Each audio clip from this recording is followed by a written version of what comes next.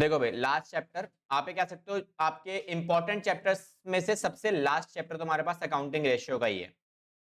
Chapter का नाम क्या है? Accounting ratios. अकाउंटिंग रेशियो में हमें चीजें कैसे फ्रेम करनी है, क्या क्या चीजें करनी है, बहुत सिंपल सा चैप्टर है। ठीक है, अच्छी बात मैंने आपको इसकी बता दी कि आपके लिए क्या अच्छी बात है इसके लिए। पहला, नो फिक्स फॉर्मेट। भाई अपने आप में कोई ऐसा फिक्स फॉर्मेट इसमें है ही नहीं, ये इस चैप्टर की बढ़िया बात है। ठीक है, अब पॉइंट आता है बढ़िया बात है तो बेकार बात क्या है? कुछ बेकार भी तो है इस चैप्टर में। बेकार क्या है? Only 4 marks. हाँ जी, 4 मार्क्स का ही एक क्वेश्चन आपको देखने को मिलेगा आपको इसमें अंदर से। ठीक है बस। ठीक है, ये इस चैप्टर की सबसे बेकार बात है। बेकार बात क्यों है?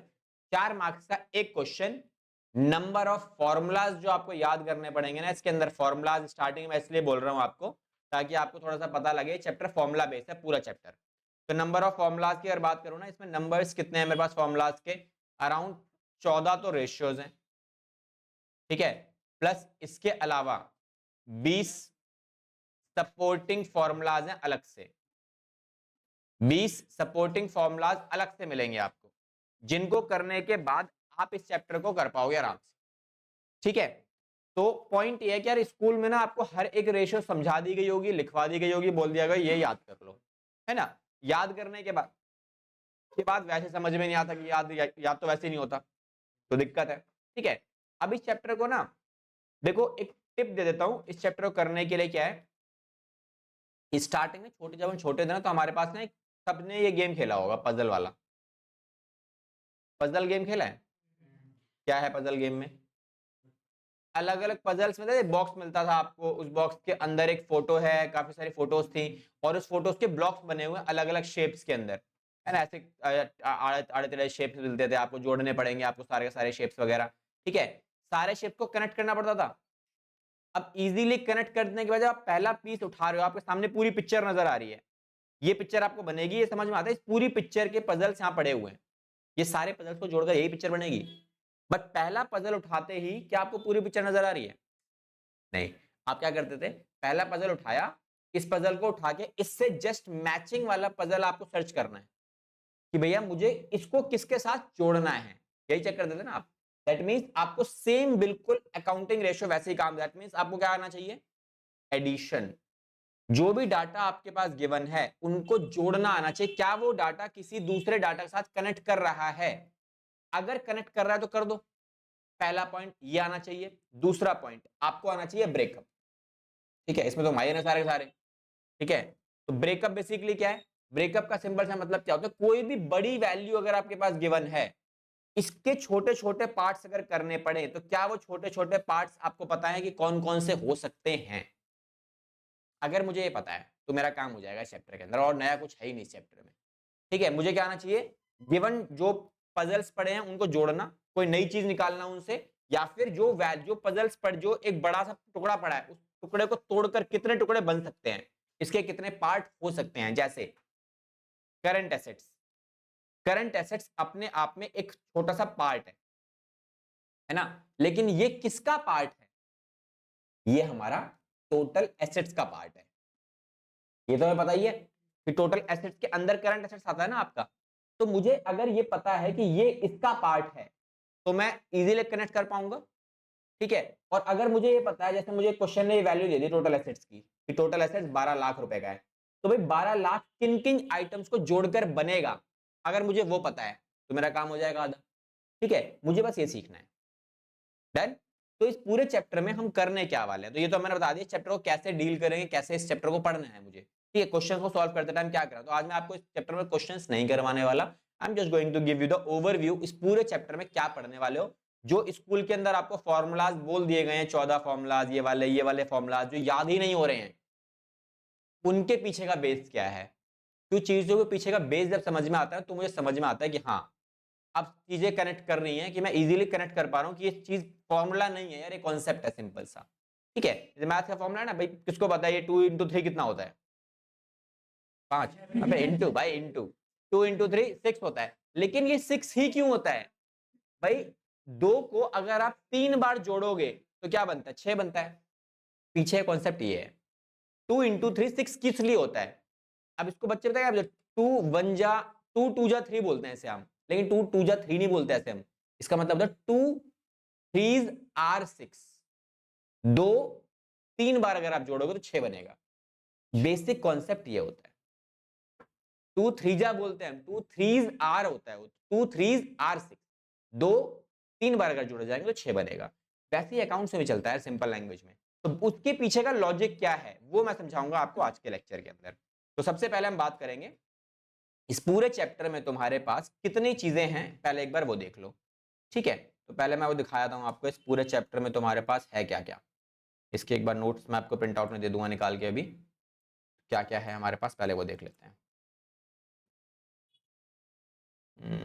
पूरे चैप्टर का पार्ट देखो, लो जी। तो ये हमारे पास है इस पूरे चैप्टर के अंदर, इसमें ये पढ़ने वाले हो आप। तो आज के लेक्चर में हम लोग ये वाला एरिया कवर करने वाले हैं, जिसमें हम इतना सा पोर्शन कवर करेंगे आज। ठीक है, ये वाला एरिया। ठीक है, 4 पेज के नोट्स आपके पास अवेलेबल है। अब देखो इसमें है क्या क्या आपके पास। तो क्या बोला भाई, रेशियो एग्जैक्टली क्या है, क्या लगता है रेशियो क्या है? रेशियो कुछ नहीं है, रेशियो केवल और केवल एक रिलेशनशिप को बताता है किसी भी दो वैल्यूज की। कोई भी दो वैल्यू पकड़ो, उनके बीच का जो रिलेशन है ना, उसे रेशियो कहा गया है। वही रेशियो है और कुछ नहीं है रेशियो। रेशियो का मतलब क्या है भाई, आपको बोला गया कि करंट एसेट्स अगर मैं करंट लायबिलिटी के साथ कंपेयर करूं, इनके बीच का रिलेशन क्या है, ये रेशियो है। रेशियो को डिफाइन करने का, प्रेजेंट करने का अलग अलग मेथड देखने को मिलते हैं आपको। कुछ रेशियोज आपको कैसे देखने को मिलेंगी, रेशियो के फॉर्मेट में। रेशियो फॉर्मेट मतलब होता है ऐसे 2:1 ऐसे, ये दिखा सकते हो आप इस तरीके से। ठीक है, और क्या दिखा सकते हो आप रेशियोज को? रेशियोज को आप दिखा सकते हो परसेंटेज के फॉर्म में। कुछ रेशियोज को आप दिखा सकते हो किसके बेसिस पे, टाइम के बेसिस पर दिखा सकते हो आप। तो ये अलग अलग मेथड्स होते हैं, अलग अलग टाइप्स होते हैं डाटा को प्रेजेंट करने का, कनेक्शन को एस्टेब्लिश कर। इनके बीच का कनेक्शन क्या है, इनके बीच का कनेक्शन क्या है, 2:1। अभी 2:1 एग्जैक्टली क्या है, क्या दिखा रहा है ये, कि इसमें करंट एसेट्स कितने हैं, 2 हैं, और करंट लायबिलिटी कितनी है, 1 है। दैट मींस इन दोनों के बीच का कनेक्शन क्या है कि करंट लायबिलिटी जो है ना, वो करंट एसेट से कंपैरिजन में आधी है। या तो मैं ऐसे ऐसे बोल सकता हूं, या तो मैं बोल सकता हूं कि जो करंट एसेट्स हैं वो करंट लायबिलिटी के कंपैरिजन में एग्जैक्टली कितने हैं, डबल हैं, मतलब 2 गुना है। यही रेशियो है। मैं किसी भी डाटा को रेशियो में कन्वर्ट कर सकता हूं। मैंने पूछा आपसे भाई मेरे फिक्स एसेट्स का कनेक्शन सेल्स के कंपैरिजन में कितना, हालांकि ऐसी कोई रेशियो है नहीं मेरे पास, लेकिन अगर मैं जानना चाहूं किसी कंपनी के बारे में कि भाई रेशियो बताओ मुझे, fix assets to sales ratio क्या है, तो क्या रेशियो बनेगी कि फिक्स एसेट्स जो हैं वो नेट सेल्स के कंपैरिजन में कितने हैं, बन गई रेशियो। अब आप इसे टाइम्स में रिकॉर्ड करके दिखा दो, परसेंटेज में रिकॉर्ड करके दिखा दो, बात एक ही है। डन। तो कुछ भी करके दिखा सकते हो आप, रेशियो और कुछ नहीं है। और प्लस अच्छी बात पता है क्या है इस चैप्टर में, इस पूरी बुक की, इवन इस चैप्टर की बात नहीं कर रहा, मैंने आपको सीएफएस जब कराया था तब मैंने आपको एक चीज सिखाई थी कि सीएफएस पढ़ने का मोटिव क्या है, रीजन क्या है, क्यों पढ़ रहे हैं भाई सीएफएस, बताया था। कैश फ्लो स्टेटमेंट पढ़ने के लिए पढ़ो, लेकिन उसका इस्तेमाल रियल लाइफ में कहां करने वाले हो आप, वो भी समझ में आना चाहिए ना। वो समझ में आ जाए वो बहुत बढ़िया, तब इंटरेस्ट लगता है पढ़ने में, मजा आता है उस टाइम पे पढ़ने में। तो रेशियोज भी आपको उसी तरीके से देखेंगे, हर एक रेशियो का एक मतलब है। जैसे करंट रेशियो, पहली रेशियो तुम्हारे पास है, क्या रेशियो है, देखो पहले इसके हेड पढ़ लेते हैं। भाई रेशियोज आपके कितने टाइप की होती हैं, तो पहली रेशियो होती है लिक्विडिटी रेशियो। लिक्विडिटी रेशियो क्या बताती है आपको, आपके बिजनेस का शॉर्ट टर्म वाली सॉल्वेंसी। सॉल्वेंसी का मतलब होता है आपके पास शॉर्ट टर्म में कितना पैसा अवेलेबल है, लिक्विडिटी रेशियो आपको ये बताती है। नेक्स्ट रेशियो क्या है आपके पास, capital structure ratio. Capital structure का मतलब क्या होता है, डेट और इक्विटी, लंबे टाइम के कर्जे, छोटे टाइम के कर्जे, ये सब रेशियो कौन बताएगा, कैपिटल स्ट्रक्चर। आपके बिजनेस का कैपिटल स्ट्रक्चर किस तरीके का है। Now what is the meaning of capital structure, BST में आप लोगों ने पढ़ा होगा, डेट और इक्विटी के कॉम्बिनेशन को हम क्या बोलते हैं, कैपिटल स्ट्रक्चर। इनके बीच का रिलेशन या इनसे रिलेटेड जितनी भी आइटम होती हैं उनको हम कहां पढ़ेंगे, कैपिटल स्ट्रक्चर रेशियो के अंदर, जो कि हमें क्या दिखाती है, किसी भी बिजनेस का long term solvency more than 1 year. किसी भी कंपनी का अगर आपको चेक करना हो कि भाई 1 साल से ज्यादा कंपनी में स्टेबिलिटी है या नहीं है, तो क्या चेक करोगे आप, ये वाली रेशियो। अगर आपको चेक करना है नियर पोजीशन, 1 साल के अंदर अंदर कंपनी कैसा परफॉर्म कर सकती है, कंपनी पे अगर इंस्टेंट कोई कर्जा आ जाए, इंस्टेंट कोई लायबिलिटी आ जाए, इंस्टेंट कोई मुसीबत आ जाए, तो कंपनी क्या झेल लेगी उसे, तो कौन दिखाएगा, सॉल्वेंसी रेशियो दिखाएगी शॉर्ट टर्म में। लॉन्ग टर्म में कंपनी कैसा काम करेगी, कैसा परफॉर्मेंस देगी, वो कौन दिखाएगा? लॉन्ग टर्म सॉल्वेंसी रेशियो दिखाएगी आपको। Next coverage ratio, coverage ratio का मतलब जो कमा रहे हो आप, वो कमाई कितनी चीजों को कवर कर रही है, वो कवरेज रेशियो देखोगे आप। इंटरेस्ट कवरेज रेशियो मिलेगी इसके अंदर आपको। टर्नओवर रेशियो, आप जो सामान बेच रहे हो, कस्टमर सामान पैसा ले रहे हो, कस्टमर सप्लायर को पैसा दे रहे हो, उसका टर्नओवर क्या है आपका। प्रॉफिटेबिलिटी, आप कितना प्रॉफिटेबल हो, नेट प्रॉफिट रेशियो क्या है, ग्रॉस प्रॉफिट रेशियो क्या है, operating profit ratio, operating ratio, return on equity, ये सब क्या है तुम्हारी कंपनी का, वो सब बताएगा। क्यों पढ़ रहे हैं? पढ़ने का सिंपल सा मतलब है यार एनालिसिस। जब बुक का नाम ही तुम्हारे पास क्या है इसका, एनालिसिस। क्या एनालिसिस करना? Financial statements. मुझे ये एनालाइज करना है ना, तो इनको एनालाइज करने के लिए क्या चाहिए मुझे? इनको एनालाइज करने के लिए मुझे चाहिए क्या? टूल्स। और रेशियो एनालिसिस एक तरीके का टूल ही है, ठीक है। रेशियो एनालिसिस इसी का पार्ट है आपके पास। भाई ये आपको बिजनेस के स्टेटमेंट्स को एनालाइज करने में क्या करता है? हेल्प करता है। भाई मेरे पास 1 करोड़ पड़ा हुआ है, मैं उस 1 करोड़ का क्या करूं? बैंक में जमा करा दूं, बैंक डिपॉजिट में डाल दूं, एफडी करा लूं, क्या कराऊं? गोल्ड खरीद लूं, ठीक है, लैंड खरीद लूं, क्या करूं उसका? देखो हर एक डाटा का ना, हर एक जगह इन्वेस्ट करने का एक फिक्स रिटर्न होता है। अलग अलग जगह पे कितना कितना पैसा डाला जाए, ठीक है। एक एसआईपी कर लूं इसकी, ठीक है, इक्विटी शेयर्स खरीद लूं, किसी कंपनी में इन्वेस्टमेंट कर दूं मैं इसकी, क्या करूं? अगर मुझे शेयर्स खरीदने भी हैं तो किस कंपनी के शेयर्स? यार मार्केट में 6000 से ज्यादा कंपनीज लिस्टेड हैं, 6000 से ज्यादा कंपनीज मार्केट में लिस्टेड हैं। मैं उन 6000 में से ये 1 करोड़ रुपए किसको दूं? किस प्रोजेक्ट में पैसा लगाऊं? अगर मुझे पैसे लगाने भी हैं, पैसा लगाने का मतलब क्या है? प्रोजेक्ट में लगाने हैं, मुझे किसी को इन्वेस्टमेंट के लिए पैसे देने हैं, तो अपना पैसा, इतनी हार्ड मनी से कमाया गया पैसा, ये किसको दिया जाए? उसके लिए क्या करना पड़ेगा? एनालिसिस करना पड़ेगा ना। वो एनालिसिस करने के लिए रेशियो आपको हेल्प करता है, ठीक है। कैसे करेगा एक बार वो दिखा देता हूं, ठीक है। सॉल्वेंसी का मतलब आपके पास कितने पैसे की क्षमता कितनी है, ठीक है। पैसा आप कितने टाइम तक होल्ड रख सकते हो, ठीक है। आज आपको पैसे की रिक्वायरमेंट है तो कितना आपके पास कितना पैसा अवेलेबल है, सॉल्वेंट से सॉल्वेंसी बनाया आपका, ठीक है। आप फाइनेंशियली कितने स्ट्रांग हो आज के टाइम पे, ठीक है, वो सॉल्वेंसी को डिनोट करेगा, ठीक है। चलो थोड़ा सा और कभी कवर कर लेते हैं, एक छोटा सा पॉइंट और है, ये जो इस पूरे चैप्टर का क्या बेनिफिट मिलेगा वो हम बाद में बताता हूँ, क्लास के एंड में बताता हूँ। देखो क्या लिखा है, पहली रेशियो क्या पढ़ेंगे हम लोग इसके अंदर, लिक्विडिटी रेशियो। तो लिक्विडिटी रेशियो में जनरली 2 रेशियोज ही मिलती हैं आपको आपके लेवल पे। क्या क्या है? पहली है करंट रेशियो, सबसे आसान रेशियो। तो तुम्हारी क्लास में ना बतेरे बच्चे ऐसे होंगे जिनका हाल ऐसा होगा, वाइवा के अंदर तुम जाओगे, ठीक है, वो बच्चा पर्टिकुलर निकल के जाएगा और मैडम पूछेगी बेटा सवाल आते हैं रैपिड फायर, ये बताओ, ये बताओ, ये बताओ, ये बताओ, कुछ नहीं बताएगा बच्चा। आखिरी सवाल पता है क्या आता है? बेटा करंट रेशियो बता दे। यही आता है, भैया करंट रेशियो ही बता दे यार। करंट रेशियो सबसे आसान रेशियो में से आती है, CA/CL, ठीक है। ये रहा करंट एसेट्स और करंट लायबिलिटीज, ठीक है, सिंपल रेशियो। क्योंकि ये क्या बता रहा है आपके पास कि करंट एसेट्स का और करंट लायबिलिटीज का क्या कनेक्शन है। और ये कनेक्शन जो है ना, अगर ये कनेक्शन ये रहता है, क्या ये 2:1 रहता है, सबसे बेस्ट माना जाता है। आइडल रेशियो का मतलब क्या है? आइडल बेस्ट, अच्छा रेशियो क्या माना जाएगा, है ना। हमारे जैसे पूछा है, लड़की से पूछा जाता है भाई तुम्हें एक आइडल लड़का देखना है, उससे शादी करो, तो आइडल क्या क्वालिटीज चाहिए लड़की, एक लड़की को शादी करने के लिए, तो क्या बोलेगी? लंबी चौड़ी लिस्ट है, 1 2, स्मोकिंग नहीं करना चाहिए, ड्रिंकिंग नहीं करना चाहिए, फैमिली की रिस्पेक्ट करना चाहिए, पैसा अच्छा होना चाहिए, घर होना चाहिए, कुछ की गाड़ी होनी चाहिए। ये सब क्या है?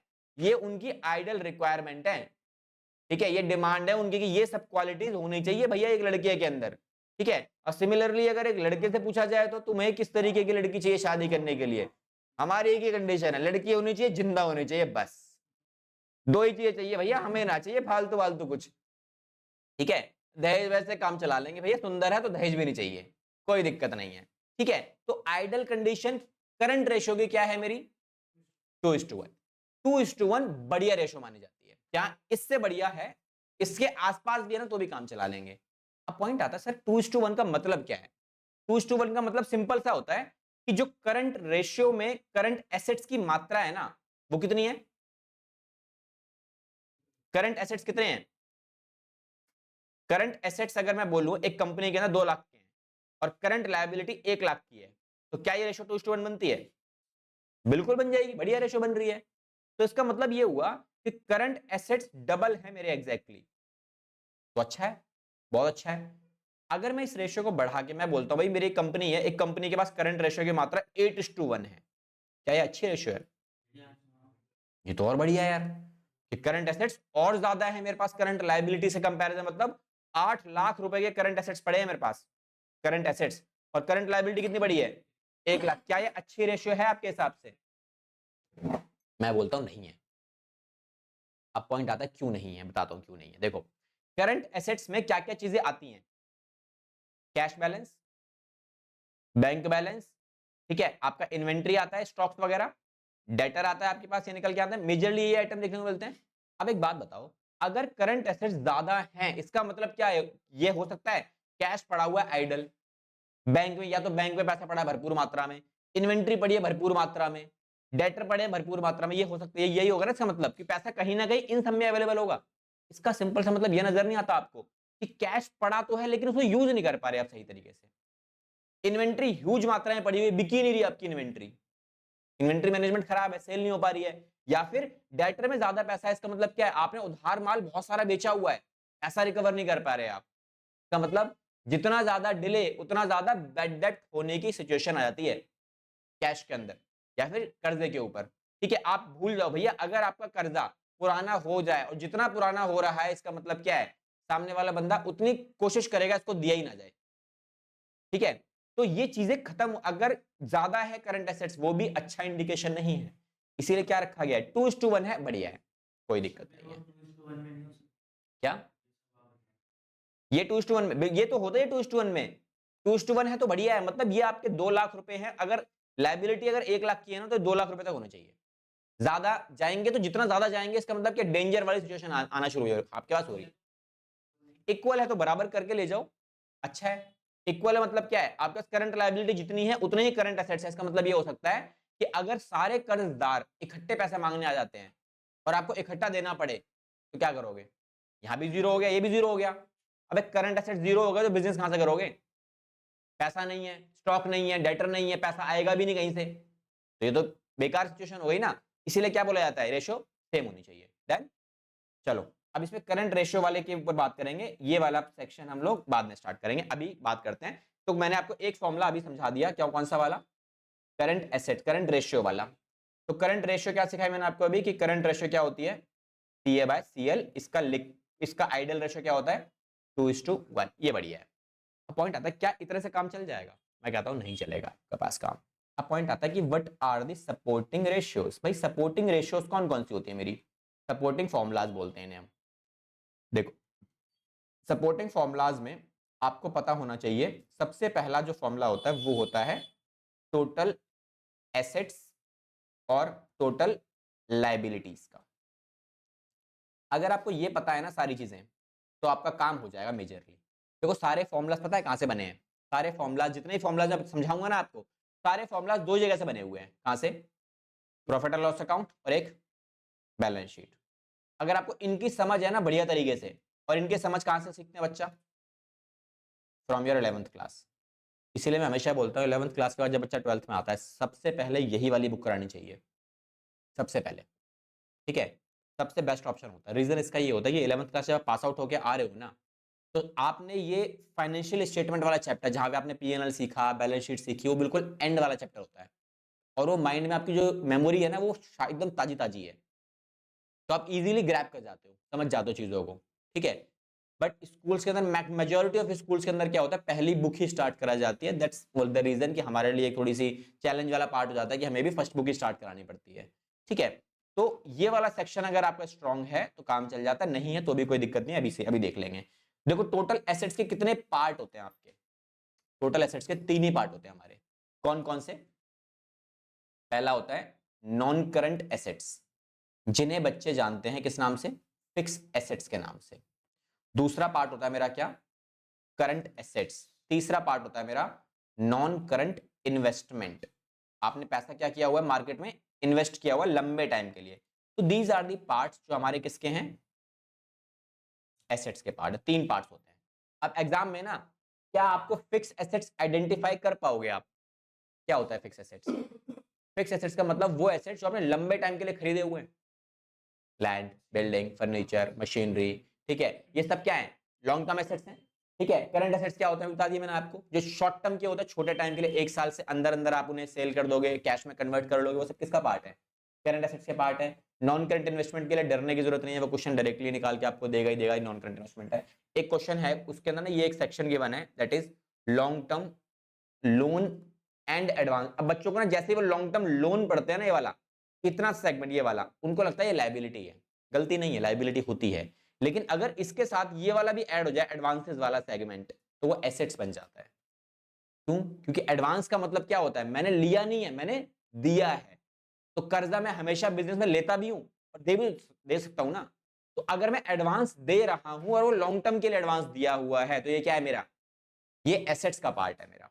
ठीक है, तो मैं उसे एक अलग सेगमेंट में एसेट्स के तरीके से डाल दूं। एक या दो क्वेश्चन अवेलेबल है जिसमें ये पर्टिकुलर पॉइंट देखने को मिल जाता है, तो सब में नहीं है, केवल 2-3 सेगमेंट में है। तो 2-3 सेगमेंट में तो याद नहीं रहता, इसीलिए भी लिख लो। नेक्स्ट आ जाओ लायबिलिटीज पे। तो कंपनी की लायबिलिटी में कितनी साइड होती है, तो कंपनी की लायबिलिटी में साइड्स होती हैं 3 अगेन। पहला होता है शेयर होल्डर का फंड, दूसरा होता है मेरा क्या, नॉन करंट लायबिलिटीज, तीसरा होता है क्या, करंट लायबिलिटी। ये पता है सबको? देन अच्छा, क्या अब आपको इनके अंदर के आइटम पता है? क्योंकि इन दोनों से तो काम चलेगा नहीं आपका, क्योंकि कभी कभार पता है क्या करेगा, वो बिखेर के देगा चीजें आपको, वो डायरेक्टली ये नाम से नहीं देगा। तो अगर आपको इनके अंदर क्या आता है ये पता है, तो हमारा काम हो जाएगा। करंट लायबिलिटी तो पता ही है कौन कौन सी होती है, वो लायबिलिटी छोटे टाइम के लिए कर्जा ले रखा है आपने, trade payable, short term borrowings, short term provisions वगैरह हो गए आपके पास। ठीक है, अदर करंट लायबिलिटीज में आपका आउटस्टैंडिंग एक्सपेंसेस हो गए, एडवांस इनकम हो गई, वो सब किसका पार्ट है, करंट लायबिलिटी का पार्ट है। नॉन करंट लायबिलिटी में क्या क्या आता है? ठीक है, देखो नॉन करंट लायबिलिटीज में क्या क्या चीजें मिलती हैं आपको, नॉन करंट लायबिलिटीज में मिलेंगे आपको लॉन्ग टर्म वाले बोरोइंग्स, और इन लायबिलिटीज को पे करने के लिए हम क्या करते हैं, प्रोविजंस क्रिएट करके रखते हैं, लॉन्ग टर्म प्रोविजंस इसी में आते हैं लॉन्ग टर्म वाले। अब लॉन्ग टर्म बोरोइंग्स में क्या क्या आता है, लॉन्ग टर्म बोरोइंग्स में आता है लंबे टाइम के कर्जे, लॉन्ग टर्म के लोन, केवल लोन, जिसमें बैंक लोन भी आ गया। ठीक है, और क्या आता है इसमें, आता है एक आपका परसेंटेज डिबेंचर्स। ठीक है, तो लॉन्ग टर्म बोरोइंग्स में एक आपके पास और आइटम आती है विच इज पब्लिक डिपॉजिट्स वगैरह, पब्लिक से पैसा आपने डिपॉजिट में ले रखा है, तो वो भी इसी का पार्ट आ जाता है तुम्हारे पास। और क्या आइटम मिलेगा आपको, बॉन्ड्स देखने को मिल जाते हैं, तो कोई 6 आइटम्स है, प्रोविजन डायरेक्टली नाम से देगा, कोई दिक्कत नहीं है, आप यहाँ नहीं फंसाएगा वो आपको।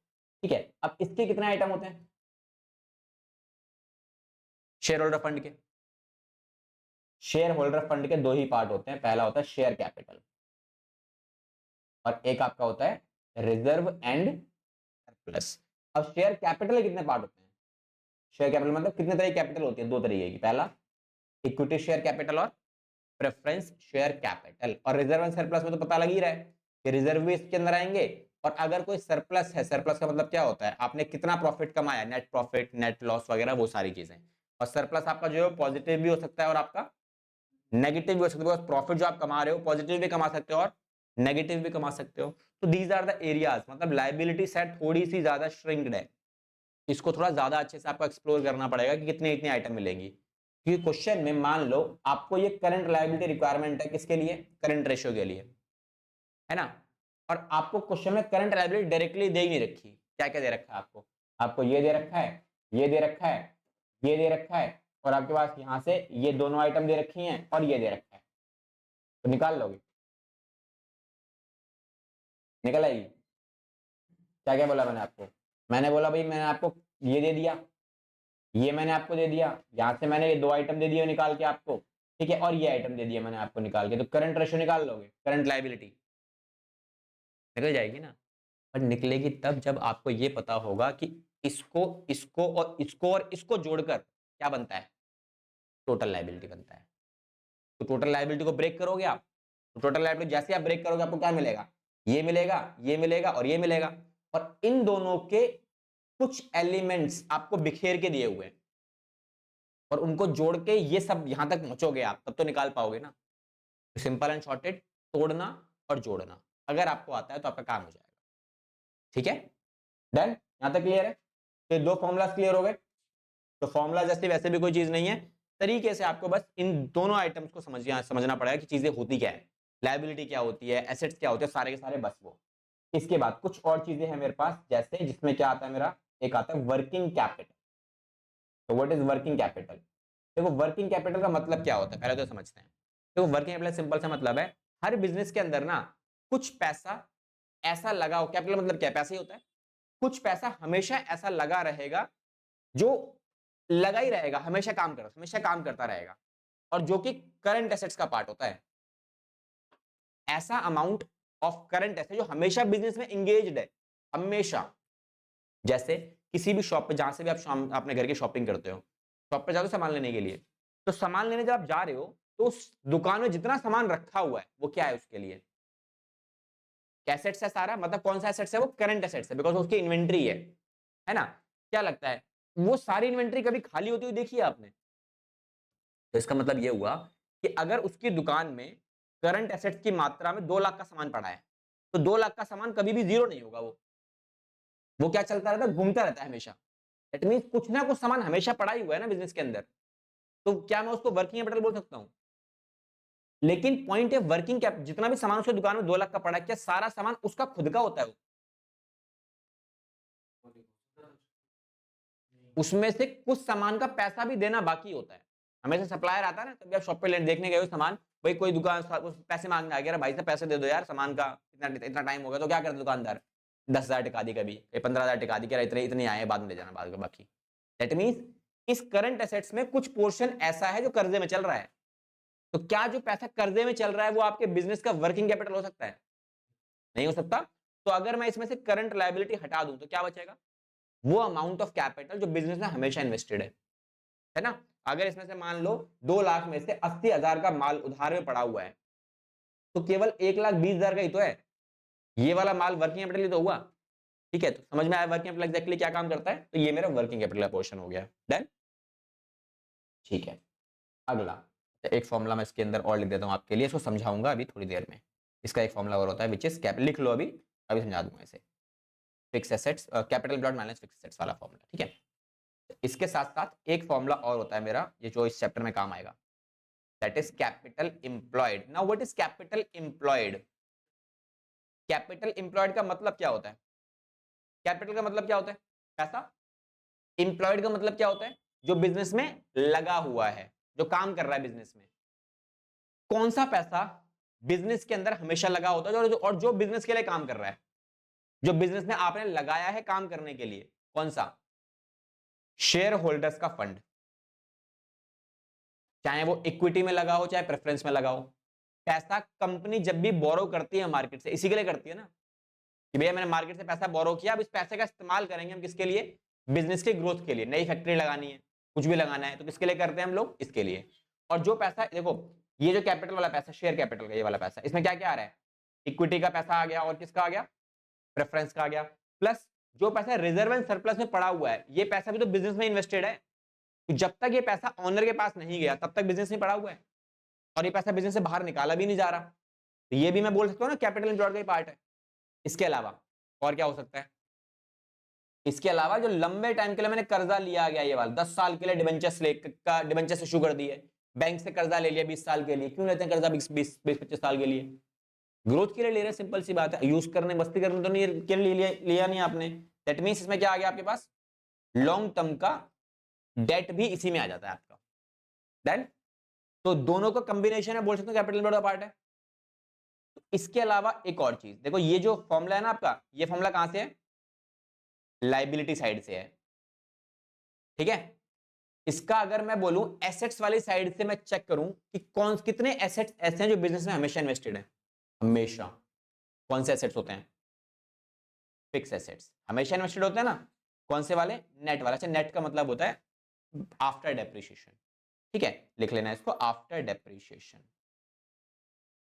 क्योंकि फिक्स एसेट्स में भी कुछ एसेट्स ऐसे हैं जो हमेशा हर साल डेप्रिशिएट तो हो ही रहे हैं ना। तो डेप्रिसिएशन के बाद जो पैसा लगा हुआ है बिजनेस के अंदर, हम क्या बोलते हैं? Fix assets. और क्या? वर्किंग कैपिटल बताया था। क्या वर्किंग कैपिटल बिजनेस से बाहर निकाल सकते हो आप? निकाल ही नहीं सकते, तो वो भी आपका किसका पार्ट हो गया? इसी का पार्ट हो गया। और ये जो फॉर्मूला मैंने यहां लिखवाया था ना आपका, ये वाला, ये इसी से ड्राइव हुआ है। अगर मैं इस वाले फॉर्मूले को कैपिटल एम्प्लॉयड का कौन सा वाला फॉर्मूले की बात कर रहा हूं मैं, इस वाले फॉर्मूले की बात कर रहा हूं, इस वाले फॉर्मूले से अगर मुझे ये निकालना पड़े तो कैसे निकलेगा, कैपिटल एम्प्लॉयड फिक्स एसेट को इधर ले जाओ, क्या हो जाएगा माइनस, तो कैपिटल एम्प्लॉयड माइनस में फिक्स एसेट, हो गया हमारा काम खत्म। डन, इतना क्लियर है। चलो अब इसमें एक और पोर्शन बचा हुआ, लास्ट फॉर्मूला, छोटा सा फॉर्मूला भी नहीं है वैसे, क्लियर है तो कॉमन सेंस वाली बात है।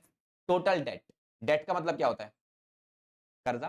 कर्जे कितने तरीके के होते हैं, दो, कौन कौन से, एक छोटा कर्जा एक बड़ा कर्जा, ऐसे कर्जे होते हैं छोटे छोटे और बड़े, क्या हो गया long term debt plus short term debt. अब शॉर्ट टर्म डेट को हम क्या बोलते हैं, करंट लायबिलिटी। एक फॉर्मूला ये भी हमारे पास है, फॉर्मूला क्या है, कॉमन सेंस वाली बात है। तो डन, इतना ही पार्ट है आपके पास रेशियोज के अंदर अभी के लिए। इतना पढ़ने के बाद ना आप कितने रेशियोज आप निकाल सकते हो, ठीक है। अभी तो जो मैंने आपको करा दिया, देखो इतना करने के बाद ना जो मैं आपको ये दे रहा हूँ शीट, आप यहाँ पे ना इतना एरिया कवर कर दोगे, आप ये रेशियोज निकाल लोगे दोनों, ये भी निकाल लोगे ये भी निकाल लोगे। अगली रेशियो जो पढ़ने वाले हम लोग कौन सी वाली, कैपिटल स्ट्रक्चर रेशियो, ये भी आपकी हो जाएगी इससे, ये भी हो जाएगी ये भी हो जाएगी आपकी, ठीक है। अभी तो जो मैंने फॉर्मूला बताया आपको, बस यहाँ पे ये जो पार्ट है ना ये नहीं होगा अभी, इसके लिए अलग से फॉर्मूला ये वाले सेगमेंट से, कवरेज रेशियोज। मतलब अब तक आपकी दो रेशियोज आराम से कवर हो जाएंगे, कौन कौन सी वाली, लिक्विड और कैपिटल स्ट्रक्चर। तो आप इसमें ये वाला रेशियो आराम से कवर कर लोगे, ये रेशियो आराम से कवर कर लोगे, ये वाले सेगमेंट। इनके लिए अलग से कुछ सेगमेंट्स हम लोग पढ़ेंगे, अलग से फॉर्मूलास पढ़ेंगे, तब जाके कवर कर पाओगे आप। क्लियर। तो काम करते हैं थोड़ा सा, अभी मैंने आपको ये तो बता ही दिया कि कैसे कैसे काम करना है। अभी इसके बाद सीधा डायरेक्टली चलते हैं कहां पे, क्वेश्चंस के सॉल्यूशंस के ऊपर, कैसे कैसे क्वेश्चन सॉल्यूशन करने वाले हैं। या फिर एक काम करता हूं, पहले दिखा देता हूं मैं आपको कि कहां कहां कैसे कैसे आप पढ़ने वाले हो, क्या क्या इस्तेमाल होने करोगे आप इन सारी रेशियोज को, जो मैंने आपको अभी प्रॉमिस किया था कि हाँ उन सेगमेंट को दिखाऊंगा मैं आपको अभी। देखो भाई, तो क्या क्या चीजें आप देखोगे इसके अंदर, आ जाओ भाई एक बार दिखाया तो तुम्हें कैसे कैसे हम लोग रेशियोज कवर करेंगे और इसमें क्या क्या चीजें लिखोगे आप, क्या कौन कौन सी आइटम्स आएंगी। देखो सबसे पहली बात, कौन कौन चीजें मिलेंगी आपको और ये सब चीजें कहाँ कहाँ बेनिफिट देंगी आपको।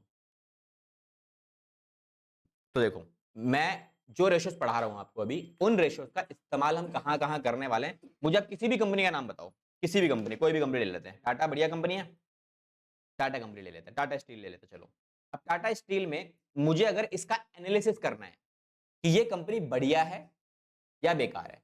अभी मैंने आपको करंट रेशो समझाया कि करंट रेशो आप आइडेंटिफाई कर सकते हो ना कि अच्छी है या बेकार है, कैसे अच्छी कैसे बेकार है, कहाँ मिलेगी। देखो एरा, तो ये मैं जब अभी मैं इन्वेस्टिंग करता हूँ, ठीक है, तो मैं अपने इन्वेस्टमेंट करने से पहले मैंने सेट कर रखी है इतनी चीजें, मतलब ये सारी चीजें पढ़ता हूं पहले मैं हर कंपनी के बारे में, पैसा किसी कंपनी को देने से पहले ये सब पढ़ूंगा मैं। तो इसमें देखो ये रहा आपके पास, क्या है ये करंट रेशियो दिख रहा है ना, करंट रेशियो मैं पढ़ता हूं इसके अंदर, करंट रेशियो क्या है इस कंपनी का, तो इस कंपनी का करंट रेशियो क्या दिखाई दे रहा है आपको 0.74। क्या ये करंट रेशियो अच्छा है, क्या ये अच्छा रेशियो है। 0.74 का मतलब पता है क्या होता है, 0.74 डिवाइड बाय 1:1 बोलते हैं इसे हम, ठीक है। बेकार अच्छा है, हमारी आइडियल रेशियो से मैच नहीं कर रहा, बेकार रेशियो मानी जाती है। लेकिन क्या ये सिंगल फैक्टर पढ़ के मैं अपना एनालिसिस बना लूं या अपना एक माइंड मेकअप कर लूं कि कंपनी बेकार है, नहीं, मुझे एक मल्टीपल फैक्टर्स पढ़ने पड़ते हैं, इसीलिए मैंने अदर फैक्टर्स भी रखे हुए। देखो ये रहा इंटरेस्ट कवरेज रेशियो तुम्हारे कोर्स में है, इसका मतलब क्या होता है, यहां पे दिखा रहा है 2.69। अब इसका मतलब क्या है, कैसे आइडेंटिफाई करोगे आप, ठीक है। डेट इक्विटी रेशियो अगली रेशियो पढ़ेंगे हम लोग लिक्विडिटी के अंदर, सॉल्वेंसी रेशियो पढ़ेंगे, लॉन्ग टर्म सॉल्वेंसी पहली रेशियो यही है, इतनी खतरनाक रेशियो कि पूरी कंपनी खत्म कर सकती है रेशियो, ठीक है। लेमन ब्रदर्स का तुम्हें पता नहीं होगा शायद, 2008 का क्राइसिस आया था, बैंक था लेमन ब्रदर्स का, ठीक है। वो बैंक्स का क्राइसिस जो आया था वो इस रेशियो वजह से आया था, कंपनी रेशियो खराब हो गई थी, ठीक है। इंडस्ट्री कवरेज रेशियो, ये आरओई रिटर्न ऑन इक्विटी, ये रेशियो भी तुम्हारे कोर्स का पार्ट है, ठीक है। प्रॉफिट फॉर टैक्सेस, बहुत सारे आइटम हैं हमारे पास पढ़ने के लिए, हर एक आइटम को पढ़ो। आप किसी भी कंपनी का नाम लो, आप कभी रिलायंस का नाम ले, रिलायंस इंडस्ट्रीज लो जी, रिलायंस इंडस्ट्रीज दे रही, रिलायंस इंडस्ट्रीज का रेशियो क्या है दिखाई दे रहा है, 1.10, पिछली वाली कंपनी से बेटर है, ठीक है। अगर मुझे कंपैरिजन करना पड़े इसमें किसी भी तरीके का, तो मुझे बहुत सारी चीजें देखनी पड़ती हैं। तो देखो मैं हर एक चीज चेक करता हूँ, ये मेरे कंपैरिजन वाले पार्ट। अब ये क्या है, ये वाला सेगमेंट देखो, हर एक कंपनी का आरओसी कंपनी कंपैरिजन दिया हुआ, मल्टीपल कंपनीज का कंपैरिजन है अलग अलग, हर एक कंपनी का मिल जाएगा आपको, ठीक है। मारुति का देखना है, मारुति का देख लो आप, हर एक कंपनी के बारे में डिटेल्स मिल जाएंगी, इसकी रेशियो दिखाई दे रही है आपको, ठीक है। ओला का देख लो, ओला इलेक्ट्रिक का भी हमारे पास मार्केट में लिस्ट हुआ है, इसका 1.73 दिखाई दे रहा है, ठीक है। लेकिन बाकी आइटम नेगेटिव है, आरओसी नेगेटिव है, ये भी नेगेटिव है। हर एक रेशियो का अपने आप में एक मतलब है। हर एक मतलब को जब आप समझ जाओगे ना, आप इजीली आइडेंटिफाई कर पाओगे और बहुत मजा आएगा आपको, क्योंकि फ्यूचर में ना पैसा कमाना कोई बड़ी बात है। देखो पैसा तो मुझे पता है, तुम सारे के सारे बंदे कहीं ना कहीं जॉब करोगे। जॉब करने के बाद उस पैसे का सही तरीके से यूटिलाइजेशन करना सबसे ज्यादा इंपॉर्टेंट पार्ट है, जो किसी आर्ट्स के बच्चे को नहीं पता, किसी साइंस के बच्चे को नहीं पता। और तुम्हें इतना बना के भेज दूंगा कि तुम आराम से अपने पैसे को सही जगह यूटिलाइज कर पाओगे, जहां से आप उस पैसे को मैक्सिमम रिटर्न्स निकाल पाओ। ठीक है, सोच के देखो यार, अगर आप आज पैसा कमा रहे हो और आज से लेकर 10 साल तक कमाओगे, अगले आने वाले 20 साल तक भी कमाओगे, ठीक है, 18 साल के हो जाओगे, 18 साल से लेके आप ग्रेजुएशन करोगे, 21 साल के हो जाओगे, 21 साल के होने के बाद कहीं तो जॉब करोगे। जो भी आप जॉब कर रहे हो, जो भी सैलरी आपको मिल रही है, 50,000, 30,000, 50,000 जो भी मिलेगी, इस पैसे में हम लड़कों के खर्चे कितने ही होते हैं भाई। मैं सही बता रहा हूँ, एक लड़का अपने ऊपर अपनी सैलरी का 10,000 खर्च करेगा ना, तो राजा की जिंदगी जीता है। ठीक है, हमें ना फर्क, हमें खर्चे ही नहीं आ रहे, हम लड़कों के क्या ही खर्चे हैं। हम एक लोअर है, पूरा महीना निकाल देते हैं, है ना। मेकअप के नाम पे हमारे पास कुछ है नहीं, हमारा एक साबुन नहीं है, वही शरीर पे लग रहा है, वही मुंह पे लग रहा है हमारे। तेल के नाम पर सरसों का तेल लगा लेंगे, आंवला का तेल लगा लेंगे, उसके अलावा कुछ है ही नहीं, है ना। ये सीताफल वगैरह ये सबको लड़कियों के चोचले हैं, हमारे लिए कुछ नहीं पता। स्किन टोन वगैरह ये एक ऐसी टर्म होती है जो हमें नहीं पता, लड़कियों को पता होती है स्किन टोन क्या होती है। ठीक है, स्किन के भी टाइप्स होते हैं भाई, ड्राई स्किन, है ना, ऑयली स्किन, अलग अलग टाइप्स होते हैं भाई, मिक्स स्किन, सबको पता होता है, उनको पता है ना। उनके अलग अलग मॉइस्चराइजर, स्किन केयर रूटीन। हमें क्या है भाई, तुम लड़के कभी मुंह धोकर सोते हो रात को? लड़की, हर लड़की मुंह धोकर सोएगी रात को। मुंह धोने के बाद उनको रात को सोने से पहले भी उनको अपने स्किन केयर करनी पड़ती है। पता नहीं क्या है, हमें लड़कों भाई खर्चे ही नहीं है भाई हमारे, सीरियस से बता रहा हूं। तुम 10,000 खर्चा करोगे 30,000 में से, बाकी बचे 20,000, क्या करोगे इसका? क्या करोगे? सेव करोगे? पॉइंट क्या आता है, सेव कहां करोगे? बैंक में सेव करोगे? बैंक में रखना आज के टाइम में सबसे बड़ी बेवकूफी है, पैसा रखना। बैंक में होना चाहिए पैसा, मैं नहीं कहता नहीं होना चाहिए, बट केवल और केवल अगले आने वाले 6 महीनों का क्या होना चाहिए, इमरजेंसी फंड, बस, और कुछ नहीं। अगर आपको अगले 6 महीने का इमरजेंसी फंड अवेलेबल है, उसके बाद जो पैसा बच गया सब उठा के इन्वेस्ट मारो। इन्वेस्ट मारो, इन्वेस्ट की बात कर रहा हूं मैं, इन्वेस्टिंग की बात कर रहा हूं। ये इन्वेस्टिंग कैसे होती है, उसी के ऊपर तुम्हारी ये पूरी की पूरी बुक है, थर्ड वाली। ठीक है, बैंक में पैसा रखोगे, कितना देगा बैंक वाला आपको? बैंक अकाउंट के ऊपर कितना पैसा, कितना इंटरेस्ट मिलता है? पूरे साल का बता रहा हूं भाई, 4% ही मिलता है, और ये भी खींचतान के। पूरे साल का इन्फ्लेशन कितना बढ़ता है? 6%। और ये रिकॉर्ड में है, रियलिटी में 10 से 12%। तो बैंक में पैसा रखा हुआ तो डिक्रीज ही कर रहा है।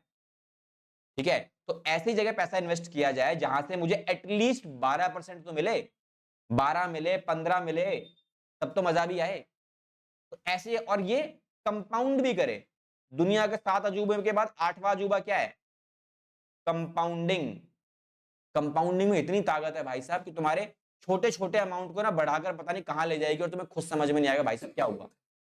ठीक है, इतना बड़ा फंड देखने को मिल जाता है आपको। अभी रियल एग्जांपल दिखाया था कंपाउंडिंग का क्या देखने को मिलता है। ठीक है, बाकी इसके बाद अभी इसको बंद कर देता हूं मैं 1 मिनट।